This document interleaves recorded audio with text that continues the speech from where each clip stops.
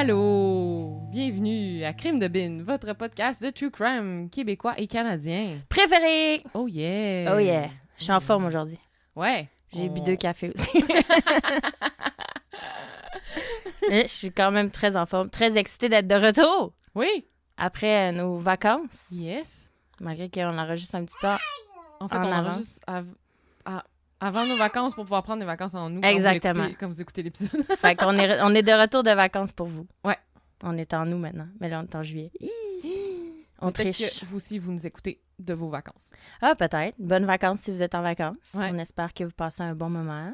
Yes. Sûrement dans un chalet parce que c'est absolument ça que, c'est ça que tout le monde fait. Ouais, ou Aller la dans un Gaspésie. chalet. Moi, je vais être en Gaspésie. Ou la Gaspésie, ouais. Mm. Bon, OK, ma fille, elle a découvert sa voix, fait que vous allez l'entendre en tabarnouche. La mienne je- aussi a commencé à découvrir sa voix, mais c'est pas aussi intense que la ouais, tienne. ils ont 3 mois de différence quand même. Fait Quand que, même. Bon. Fait que Écoute. là, c'est toi qui racontes, là. Oui, c'est à Parce mon que tour. là, Ouais, oui, j'en avais fait 2 de suite vu que t'étais trop occupée Hey, j'étais à organiser le party du siècle. J'étais dans le gros... C'était quand même le party du siècle, on va se le dire.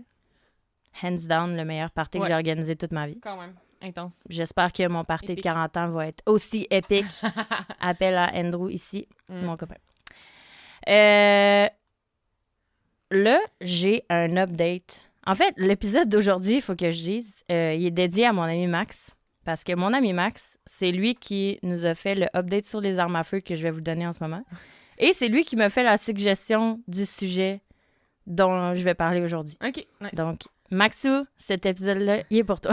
En plus, merci à tous ceux qui nous ont écrit pour les armes à feu, là, pour expliquer, Oui, là, puis envoyer ouais, des- il y a des vraiment infos, beaucoup de là. gens qui m'ont écrit. Fait que j'ai comme fait un mix d'informations. Voici ce que j'ai su.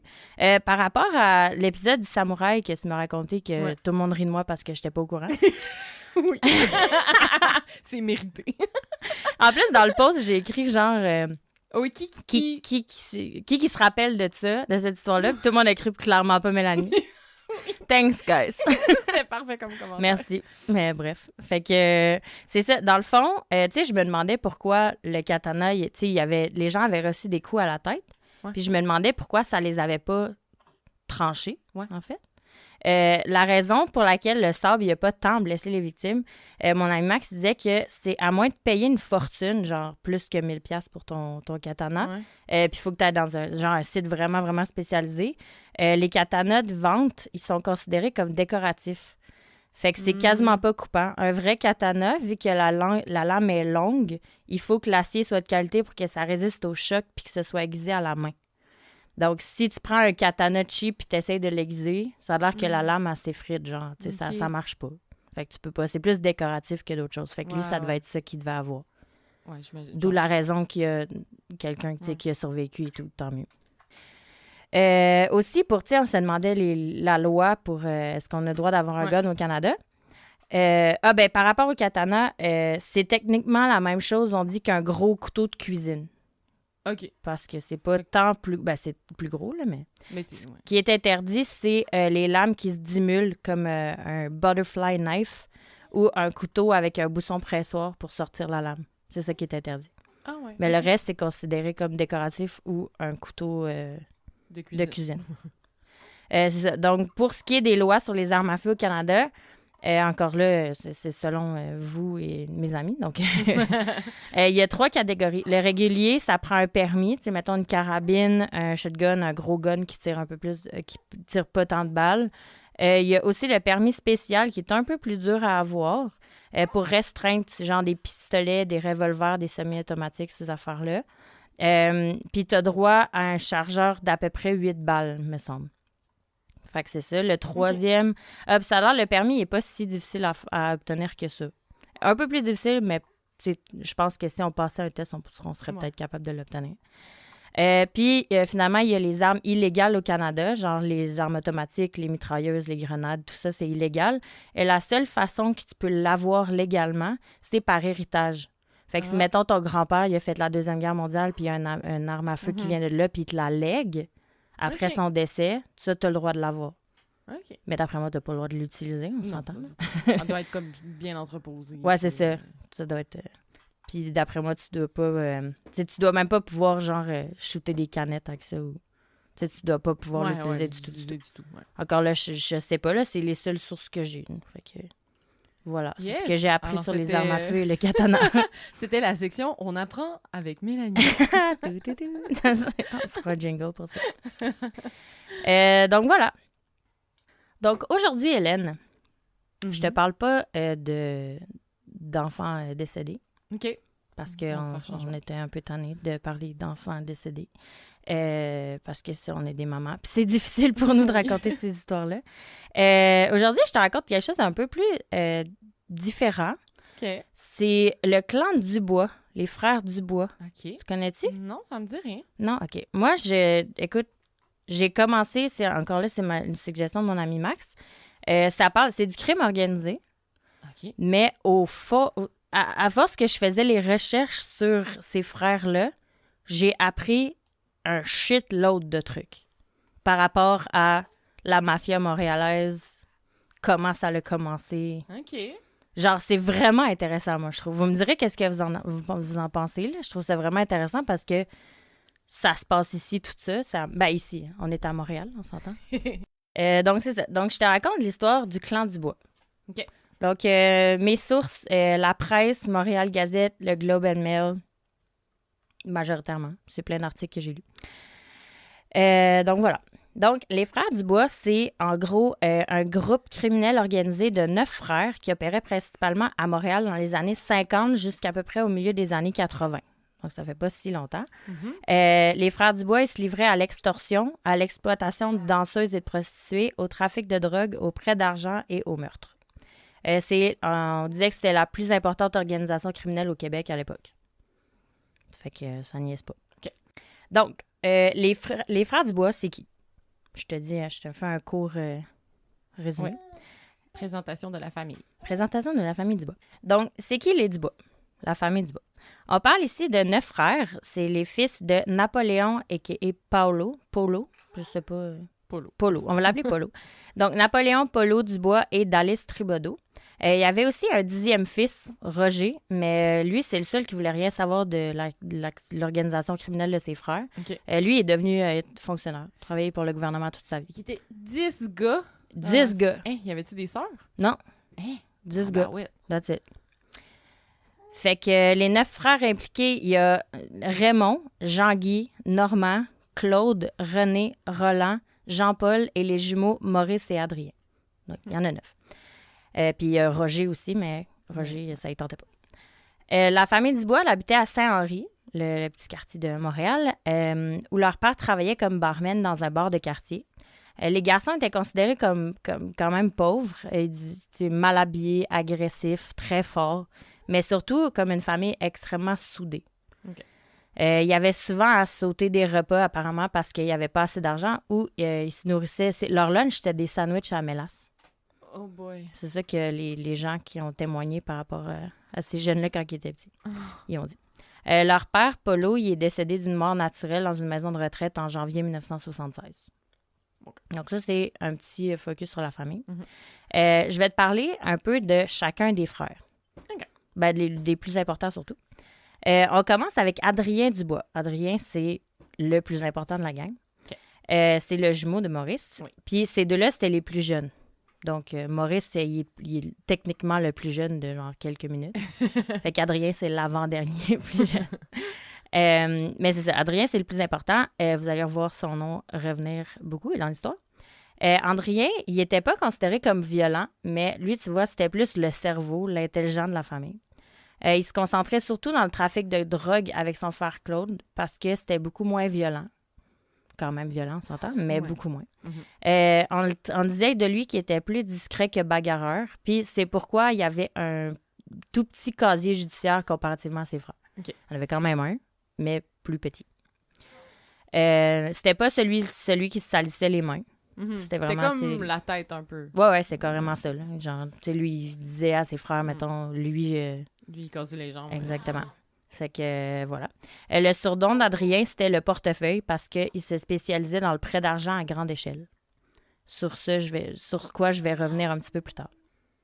Adrien, en 1982, il est déménagé à Châteauguay, de Saint-Henri à Châteauguay. Puis, en 83, il il a été accusé de meurtre avec son frère Jean-Guy. L'affaire a été grandement médiatisée, mais les deux frères ont été acquittés parce que le jury n'a jamais réussi à avoir un consensus sur le verdict. Ah ouais. Fait que les deux ils ont été acquittés. En tout cas, bref. Puis Adrien, après ça, c'est là qu'il s'est retiré des projecteurs. Il est déménagé à Sainte-Adèle, dans un petit chalet. Puis il s'est fait oublier, kind of. Il est décédé le 12 décembre 2014 à l'âge de 68 ans. Sa famille, elle a déclaré dans la notice nécrologique qu'il était décédé, mais ils n'ont pas indiqué la cause du décès. Ah.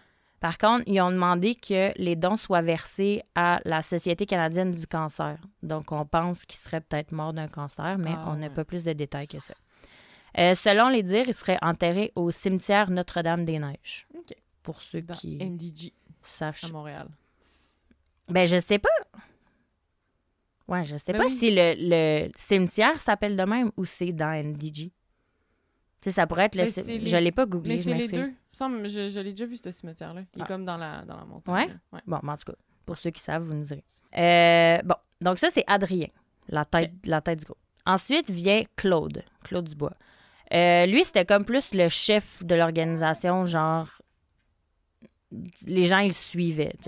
Adrien, c'était plus le cerveau, l'intelligent. Mhm. Lui, c'était le leader. Le leader. Ouais, OK. Claude Dubois, à ne pas confondre avec Claude Dubois, le chanteur de Si Dieu existe. Et femme de rêve. J'ai googlé ces tunes. J'avoue que j'étais comme, c'est merde, c'est quoi les tunes? C'est de là qu'on connaît le plus. Si Dieu existe et femme de rêve. OK. Fait que il est pas relié au Dubois. Non, mais quand même assez drôle. Claude Dubois, le criminel, Ouais. il était quand même reconnu comme le tueur qui chante. Oh! Même pas une blague, je te jure. Parce qu'apparemment, quand il était pas trop occupé à tuer des gens, je dis ça, je rigole, mais c'est pas drôle. Il aimait chanter dans les bars de chansonniers. Oh! Fait que c'était un Claude Dubois chanteur aussi. Ah, c'est donc pas Ouais. Il a commencé sa carrière criminelle comme portier dans les bars détenus par la mafia de l'époque. Fait que lui, quand il était adolescent, il a déjà commencé sa carrière criminelle. Oui. Oui. Donc, c'est lui qui était à la tête du clan Dubois. Il organisait des réunions régulièrement avec ses frères et ses associés criminels pour s'assurer d'être au courant de tout. Lui, il touchait à tout. Mais comme Adrien, il concentrait ses activités surtout dans le trafic de drogue parce que c'était un peu moins violent. Mhm. Encore super violent. En 1973, Claude a été condamné à 25 ans pour le meurtre du beau-frère de Cotroni. La famille Cotroni, je reviens là-dessus dans pas long. C'était la mafia à l'époque. Ouais. C'est là que sa carrière de criminel et par le fait même de chanteur s'est éteinte. C'est la blague que j'ai écrite. J'ai vraiment écrit ça. J'adore. Donc, ça, c'était Claude. Ensuite, ça, c'est les deux sur lesquels on a le plus d'informations, dans le fond. Après ça, les informations se diminuent de plus en plus. On a Jean-Guy Dubois. Tout ce qu'on sait sur Jean-Guy, c'est qu'il y aurait un fils nommé Alain, qui est malheureusement aussi devenu un criminel parce que, selon Alain, c'était le seul endroit où il se sentait à sa place. Donc, c'est sûr que quand tu grandis dans une famille de Exactement. même, les chances que tu deviennes criminel sont quand même plus élevées que exactement. moi, mettons. Alain serait né juste avant que Jean-Guy soit incarcéré pour meurtre. Parce que Jean-Guy aurait été reconnu coupable d'avoir tué un barman en 1975 et d'avoir jeté le corps dans le canal de la Chine. Ouh. Donc, c'est ça qu'il faisait dans le temps. Il jetait Dans le canal de la Chine. ouais, parce qu'il était à Saint-Henri, qui est sur le bord du canal de la Chine. Ouais, j'avoue. Donc, ça, c'est Jean-Guy. Ensuite, on a Raymond Dubois. Raymond, c'était le tough de la famille. OK. Il avait un casier judiciaire depuis 1947. Il était quand même jeune. On le surnommait affectueusement le frère aîné mortel. Oh! Beau petit nom. Exactement. Sa spécialité, lui, c'était l'extorsion. Donc, pour ceux qui ne savent pas, menacer les gens pour qu'ils donnent de l'argent. C'est lui qui pétait les jambes. C'est lui qui pétait les jambes. Et ça, c'était comme le bourreau, si on peut dire, du clan Dubois, parce que lui était suspecté de centaines de crimes à Montréal, mais il s'en sortait presque toujours indemne. Par exemple, j'ai trouvé un petit témoignage. En novembre 1976, Raymond, il conduisait une limousine, fouille-moi pourquoi, puis il a brûlé 12 feux rouges au volant de sa limousine. Okay. Lorsqu'il a été arrêté par un policier, apparemment, il aurait pris le doigt du policier puis l'aurait tordu jusqu'à temps que le doigt il casse. Mais il n'y a aucune accusation, aucune plainte qui a été portée contre lui. Le policier a juste crissement peur. Probablement. Je sais pas. Mais Il a j'avoue, payé son boss. Quand, ouais. Aussi, quand t'apprends c'est qui, t'es comme... Oh, c'est ça, je me rends-tu là-dedans. Là. Il y a aussi en 74, Raymond il a été accusé de meurtre. Il a été acquitté. Alors, ils s'en tirent vraiment bien, les boys. Malheureusement, Raymond, il s'est suicidé en 1989, à l'âge de 57 ans. Il a été retrouvé dans une chambre d'hôtel, entouré de pilules, avec les poignets ouverts. Ah ouais. Fait que même si c'est pas une bonne personne, c'est quand même triste. Ensuite, on a Normand et Roland Dubois. On n'a pas vraiment beaucoup d'informations sur eux. On sait que les deux avaient été reconnus coupables de voies de fait en 77. Ils ont fait la prison pendant quelques années. C'est tout ce qu'on sait. Okay. Il n'y a pas vraiment beaucoup d'informations. Ensuite, on a Jean-Paul Dubois. Lui, en 77, il a été condamné à 1 an de prison pour vol de bijoux d'une valeur de 100 000 $ et il a été accusé de parjure et d'outrage par la commission. C'est les seules informations qu'on a. René et Maurice, eux autres, on n'a absolument aucune idée de qu'est-ce qui leur est arrivé. OK. Fait que voilà. Donc, l'organisation Dubois. Depuis qu'ils sont tout jeunes, les frères Dubois, ils ont toujours été vraiment soudés, comme je te disais tantôt. Tu niaises pas avec un Dubois parce que tu vas en avoir 8 autres sur le dos après. Fait que, ouais. Hein? C'est une grosse famille. Les Dubois, ils étaient considérés comme soudés. Ils avaient une confiance aveugle l'un pour l'autre. Puis, à cause de ça, ils se sont vite rendus compte qu'avec leur force et leur cohésion parfaite, qu'ils disaient, ils pouvaient obtenir beaucoup de pouvoir. Ils pouvaient se rendre loin. C'est pourquoi ils ont décidé de bâtir leur propre organisation criminelle familiale basée sur l'intimidation et la violence. Des belles valeurs de... Écoute, c'est une belle famille, je sais pas. Tu sais, la mère, la pauvre mère.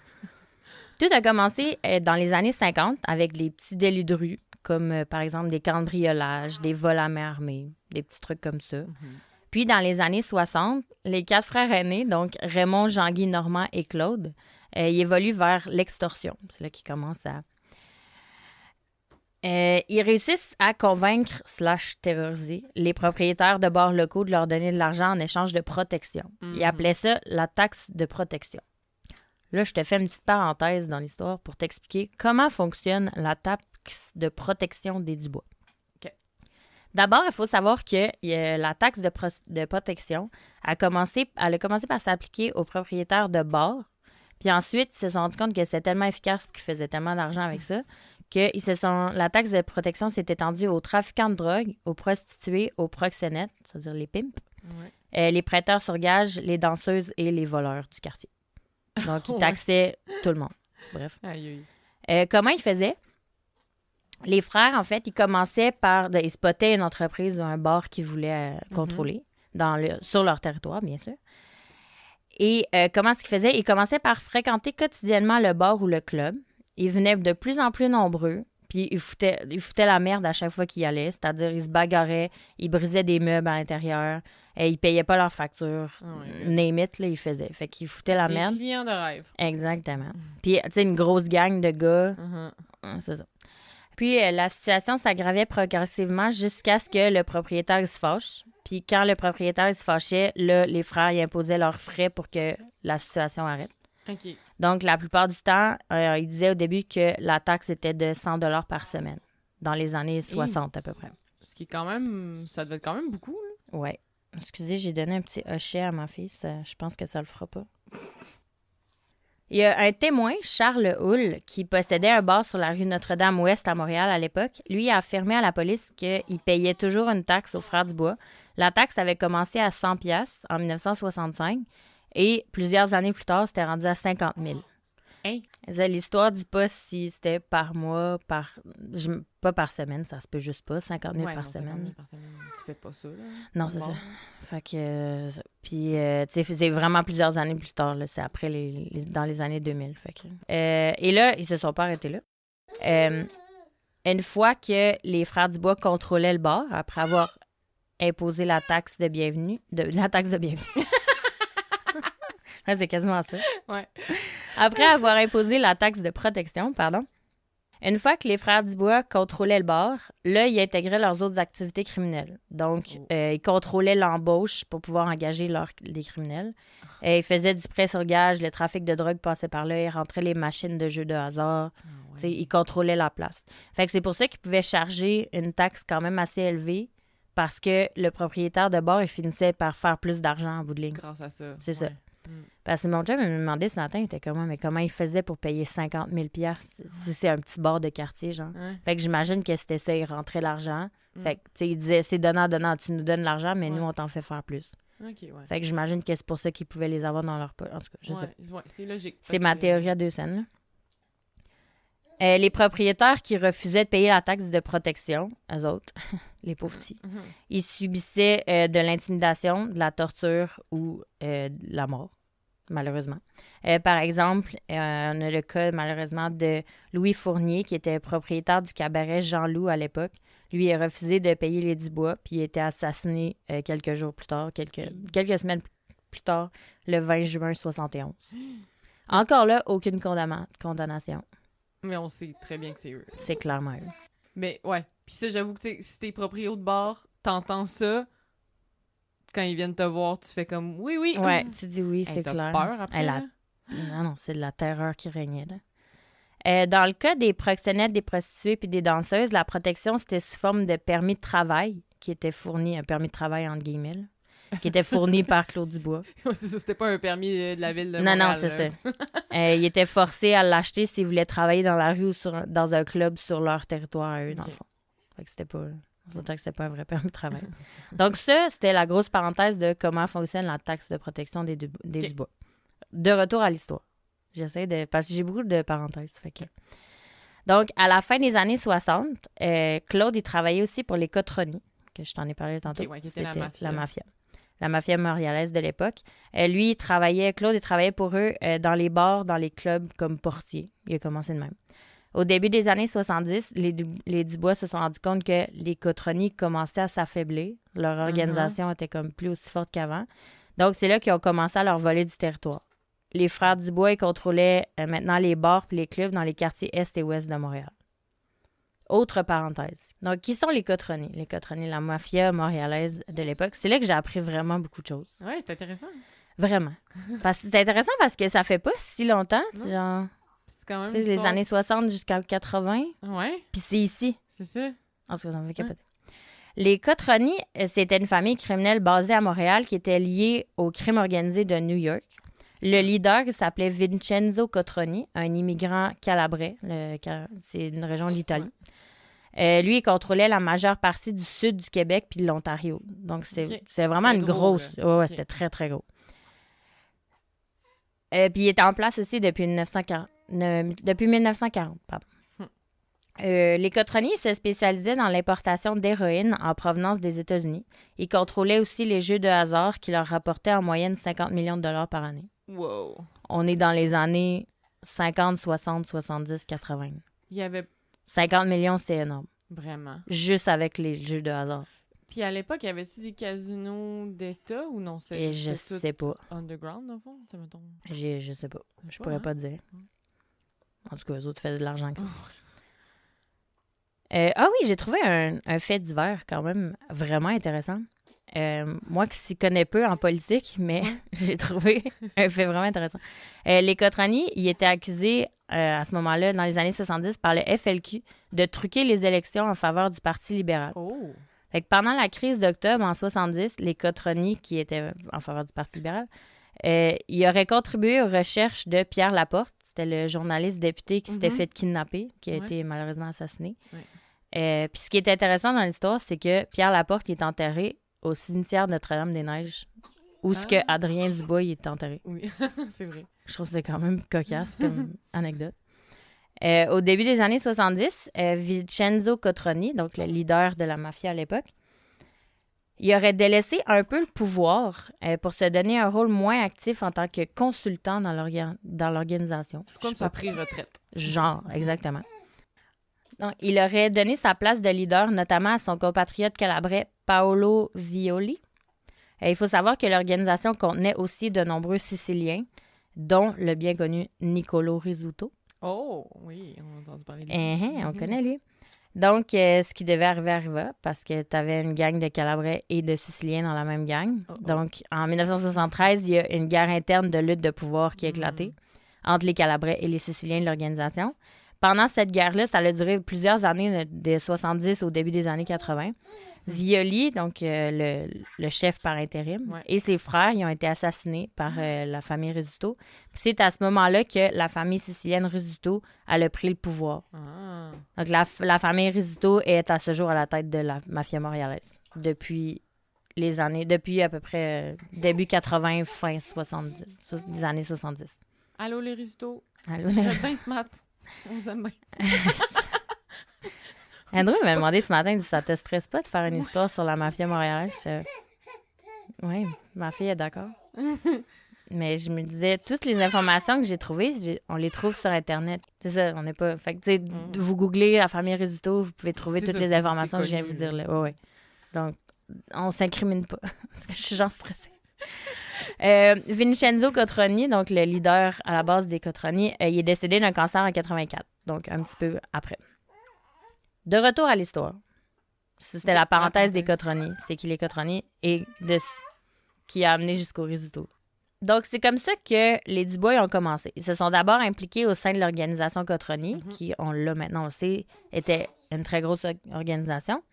Puis, ils ont ensuite pris le contrôle d'une partie de leur territoire, majoritairement à Montréal, prenant possession d'entreprises dans certains quartiers. On dit que les Dubois régnaient comme des rois du crime sur les entreprises légitimes et illégitimes de leur territoire. Le clan Dubois il a continué à grandir pour finir par contenir plus de 200 hommes dans l'organisation. Puis ces hommes-là, ils étaient divisés en clans indépendants d'une dizaine d'hommes chacun à peu près, qui avaient toutes des tâches spécifiques. Certains avaient des rôles plus importants que d'autres. Par exemple, il y a Donald Lavoie, qui était le tueur à gages officiel de l'organisation, qui, lui, a dit qu'il agissait sous la peur et les menaces. Et de Lavoie, il aurait mentionné qu'ils exécutaient les ordres... Lavoie aurait mentionné qu'il exécutait les ordres par peur de recevoir une balle dans la tête. Fait que, tu sais, il faisait pas ça par plaisir. Ouais. Puis on va voir que un peu plus loin qu'il a aidé à la fin des Dubois. Ah ouais? Ouais. Les Dubois étaient devenus redoutables et intouchables. Il y avait de tout sur leur payroll, comme on dit. Ils payaient des policiers, des avocats, des politiciens, des présidents d'entreprise, des juges, des journalistes, name it. Ils contrôlaient tout le monde. Ouais. À chaque fois qu'un des frères Dubois était impliqué dans les tribunaux, il s'en tirait quasiment indemne ou avec genre une petite amende. Comme quelques centaines de piastres, quelques milliers, mais ils font des millions, fait qu'ils s'en sacent. Tandis que les victimes étaient quasiment condamnées. Fait que c'était vraiment intense. Les Dubois, ils auraient même réussi à truquer les élections grâce à l'intimidation à ce moment-là. Ils avaient leur mot à dire sur certains articles de journaux aussi avant qu'ils paraissent parce qu'ils disaient cette information-là ne sort pas, cette information-là. Puis même des fois qu'ils truquaient les articles de journaux pour dire je voudrais que ça dit ça. Qu'on partage cette information-là, même si c'est pas vrai, des enfants. Donc là, leur truc, eux autres, c'était majoritairement l'extorsion. C'est avec ça qu'ils faisaient leur cash. Mais après un certain moment, tu sais, plus t'as de pouvoir, plus t'en veux. Ouais. Donc, ils se lancent dans le trafic de drogue. Oui. Donc là, même si les activités des Frères Dubois étaient très prolifiques, ils trouvaient que c'était pas assez. Ils en voulaient plus. Ils se sont rendus compte que les profits les plus élevés se trouvaient dans le commerce de la drogue, spécialement le pot et la méthamphétamine, qui étaient cheap et qui créaient une forte dépendance, ça s'entend. Un de leurs anciens trafiquants de drogue, il aurait déclaré que les Frères Dubois, ils pouvaient obtenir 1 livre de marijuana importée du Mexique pour 30$, puis ils étaient capables de la revendre dans la rue pour 750. Hein? Ouais, la marge de profit est assez impressionnante. Donc, Adrien, Claude et Roland, ils se sont lancés à fond dans le trafic de drogue. Puis là, on est rendu au milieu des années 70. Puis là, ils contrôlaient la vente de marijuana, de hashish, de LSD, d'amphétamine et de cocaïne dans l'ouest de Montréal et dans le centre-ville. Mais pas d'héroïne, parce que ça, c'était les Cotroni. Exactement. T'as tellement bien écouté, je suis fière de toi. Yes. Fait divers numéro 1 par rapport à ça. La police de Montréal aurait saisi une cargaison de 2 millions de pilules destinées aux Dubois en 73. De combien? 2 millions de pilules. On sait pas si c'est des pilules de quoi, par exemple. Mais en 73, c'est beaucoup, là. C'est vraiment beaucoup. Mais même aujourd'hui, c'est énorme. Et fait divers numéro 2 par rapport à ça. Plus tard, avec ses connexions puis ses nombreux fonctionnaires corrompus dans sa poche, ici et dans d'autres pays, Adrien il a réussi à étendre sa vente de drogue, plus précisément d'hashish, à l'international, plus précisément au Pakistan. Hein? Ouais. Donc là, c'est là qu'on a commencé à faire du vrai cash, apparemment. Fait que Montréal fournissait le Pakistan en drogue. Ouais. Ben, à hashish. En hashish. Ouais. Hey, c'est dommage drôle. C'est très... Ouais, je sais.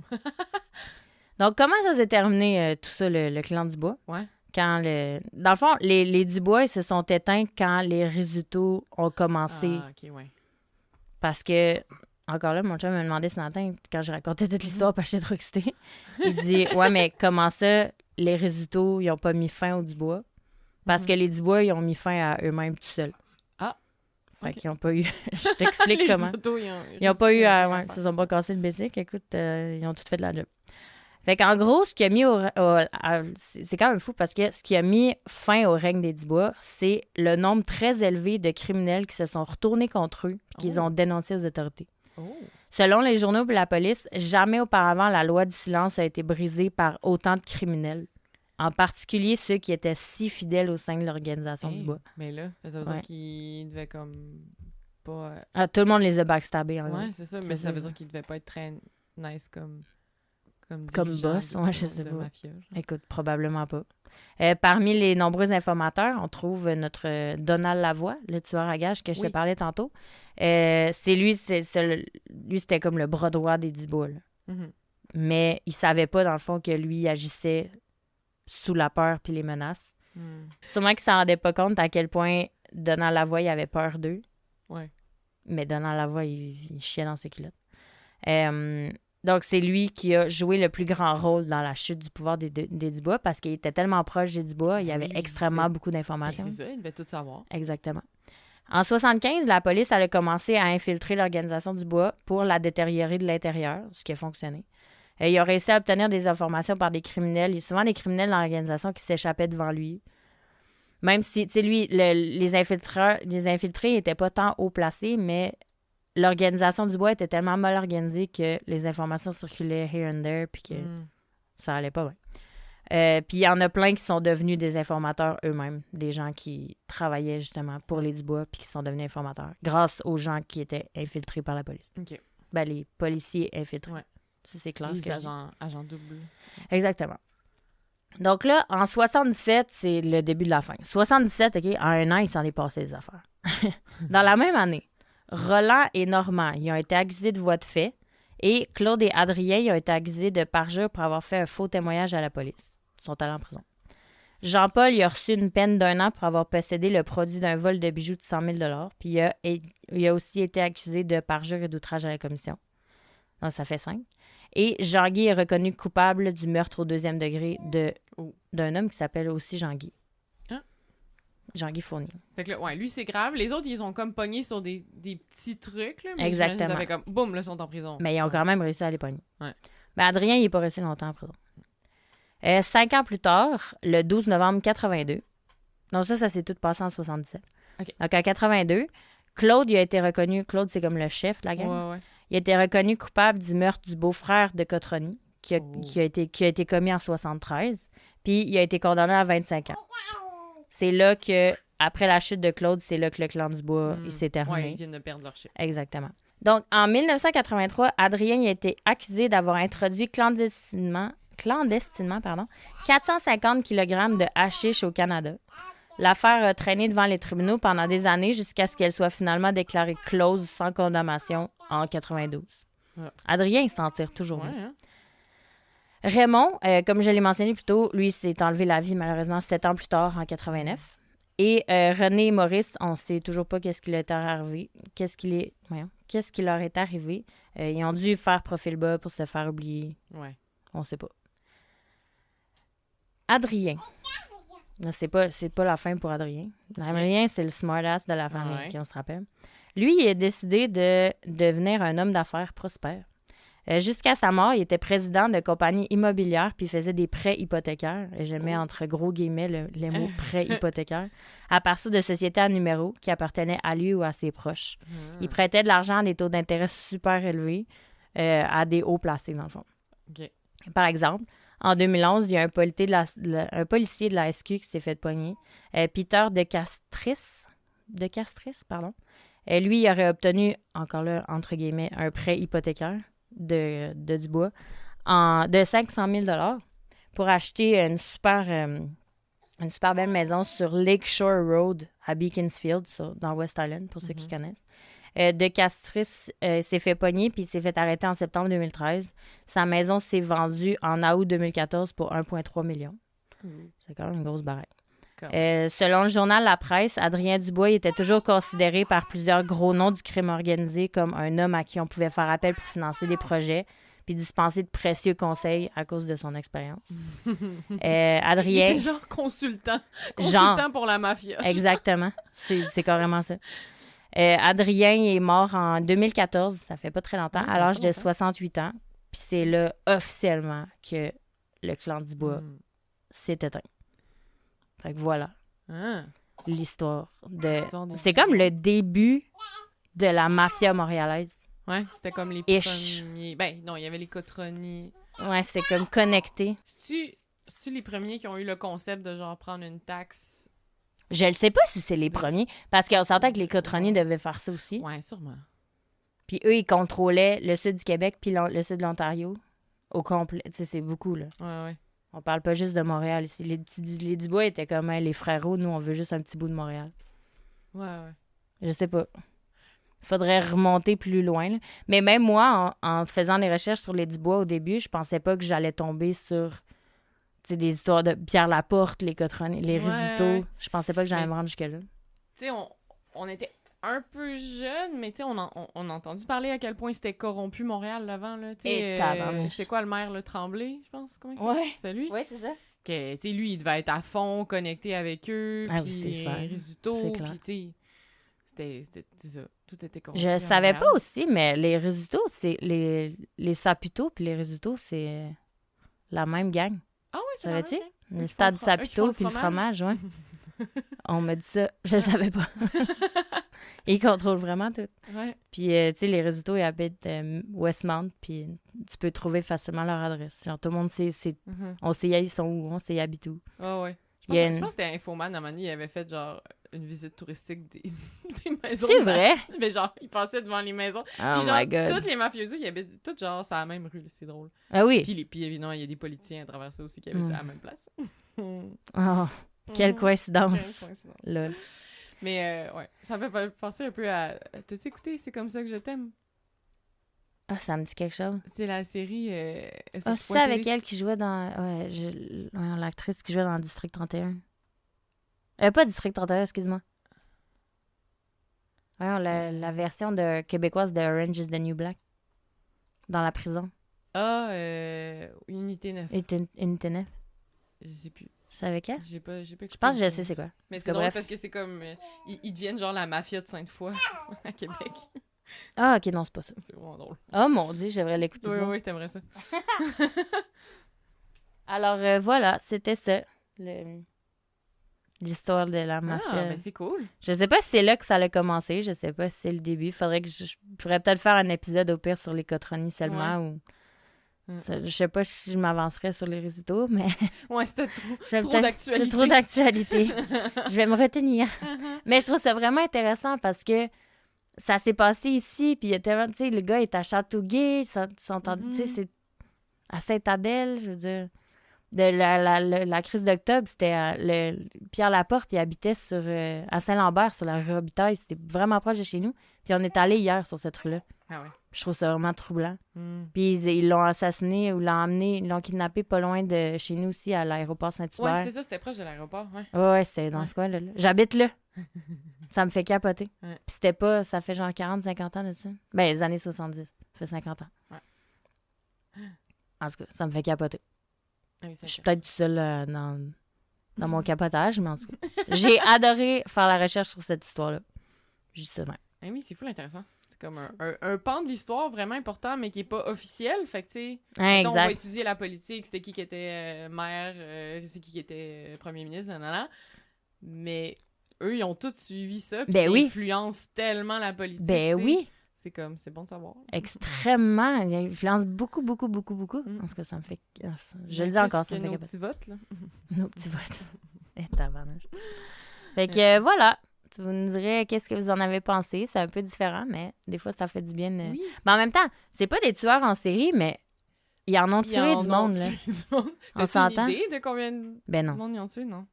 Faudra aller faire de la pêche dans le canal de la Chine. Humour noir, pardon. Mais non, c'est ça qu'il y en a des centaines et des centaines. Là. Ouais. Il y en a juste un qui était accusé de centaines de meurtres puis il n'a jamais été condamné. Juste un. Ils sont 9. Des centaines de meurtres? Oui. Puis ils sont 9. T'imagines? En tout cas, bref.